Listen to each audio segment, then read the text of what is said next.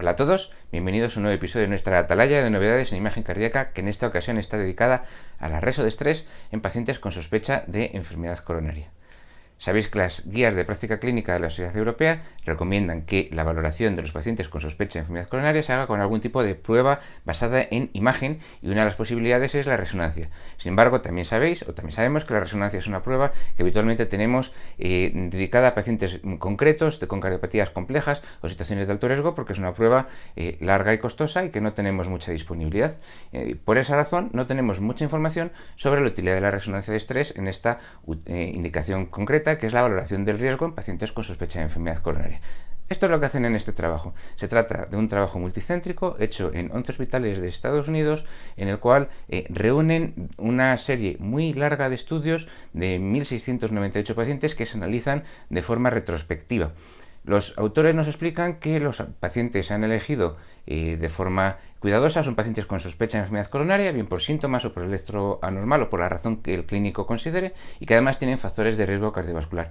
Además, los centros donde se han hecho los estudios son centros de alto volumen, con mucha experiencia, donde hacen las cosas muy bien. Tienen estudios y tienen los datos de seguimiento a por lo menos 4 años, que les sale en promedio aproximadamente 5 años de seguimiento, y lo que analizan es ver si los parámetros obtenidos en la resonancia tienen correlación con lo que les pasa a los pacientes en el seguimiento.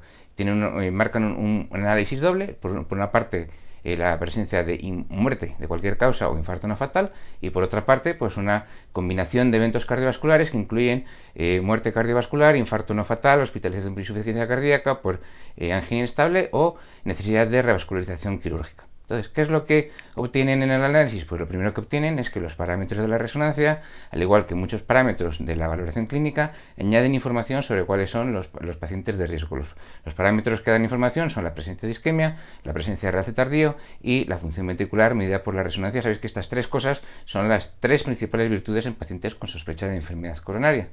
De tal manera que cuando vemos qué es lo que pasa con el seguimiento de los pacientes, aquí tenemos, por ejemplo, pacientes de riesgo clínico intermedio, evolución, eventos duros. A lo largo del tiempo vemos que los pacientes que tienen en la resonancia algo anormal, como isquemia o realce, pues el pronóstico es mucho peor, tiene una tasa de eventos mucho mayor a lo largo del año, mientras que los pacientes que tienen una reso normal son pacientes de bajo riesgo. Lo mismo pasa para los eventos cardiovasculares. En este caso la diferencia es mucho más marcada. Los pacientes que tienen una reso normal son los que tienen los problemas. ¿Y esto para qué sirve? Bueno, pues los autores nos explican que si nosotros tomamos la valoración clínica de los pacientes y vemos cuál es el riesgo predicho por los modelos, pues tenemos pacientes de riesgo bajo, intermedio y alto, y ahora añadimos los datos de la resonancia magnética. Bueno, los pacientes de riesgo clínico bajo casi todos se quedan con un riesgo bajo, aunque hay poquitos que los reclasificamos en una categoría de riesgo más alto.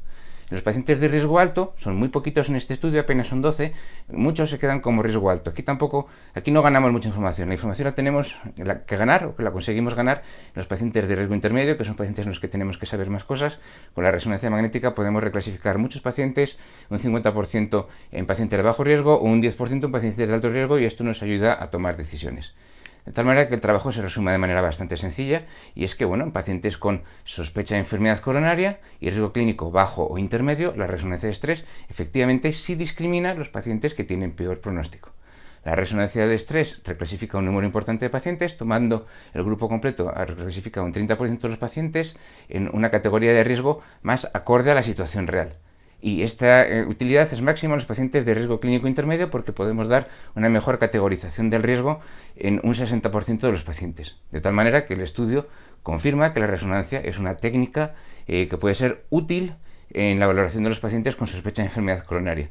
Sin embargo, no sé si esta información hará que esta indicación de la reso suba mucho, porque ya sabéis que la valoración de los pacientes con sospecha de enfermedad coronaria hay una competencia súper fuerte con el eco de estrés, y ahora, sobre todo después del estudio de isquemia, con el TAC de coronarias. Pero está bien saber que esta técnica tiene un respaldo fuerte, y saber que si se nos da en un caso clínico concreto, pues también podemos utilizarlo como un arma más dentro de nuestro armamentario. Un saludo fuerte, os espero en nuestro próximo episodio de La Atalaya.